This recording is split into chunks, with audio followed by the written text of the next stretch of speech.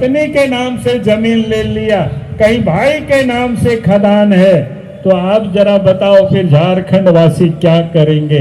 और जो बचता है तो उनके दलाल है, बचता है तो उनके बिचौलियों लोगों को मिलता है, वो झारखंड के नौजवानों की चिंता नहीं करते। और इसलिए मैं कह रहा हूं, आज जेएमएम वाले, कांग्रेस वाले क्या दुष्प्रचार करते हैं कि भारतीय जनता पार्टी की सरकार बने तो जमीन लूट लेंगे। लेकिन आज इस प्रदेश में मैं एक लोगों से कहता हूं, भारतीय जनता पार्टी के 3 मुख्यमंत्री हुए, रघुवर दास जी भी मुख्यमंत्री थे, अर्जुन मुंडा मुख्यमंत्री थे, बाबूलाल मरांडी मुख्यमंत्री रहे, लेकिन कोई किसी का जमीन को लोगों ने नहीं लूटा। लेकिन आज मैं कह सकता हूं, हेमंत सोरेन की रांची से लेकर के संथाल परगना तक 1, 2, 3 नहीं, बल्कि नाम बदल बदल करके भी सैकड़ों जमीन को डीड उनके पास पड़ा हुआ उन्होंने खुद high court, Delhi high court में लिख करके दिया है।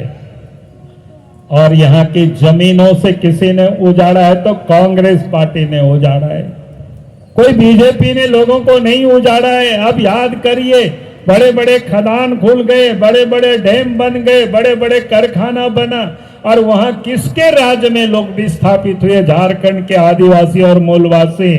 तो वे कांग्रेस के राज्य में आज तक उन लोगों को किसी को न्याय नहीं मिला है। और इसीलिए मैं कहता हूं, पिछले 10 वर्षों से इस देश में प्रधानमंत्री नरेंद्र मोदी जी है, इस प्रदेश में भी 13 साल बीजेपी की सरकार रही, लेकिन कहीं भी आप बता दीजिए कि कोई किसी ने लोगों की जमीन लूटा हो और लोगों को उजाड़ा हो, तो यह आपको कहीं उदाहरण नहीं मिलेगा। और इसीलिए मैं आज आप सब लोगों से यही कह रहा हूं, जो लोग चोरी करते हैं वही चोर चोर अधिक चिल्लाते हैं। आज कांग्रेस पार्टी हो, झारखंड मुक्ति मोर्चा हो, राष्ट्रीय जनता दल हो, इन लोगों ने झारखंड को भी लूटा है।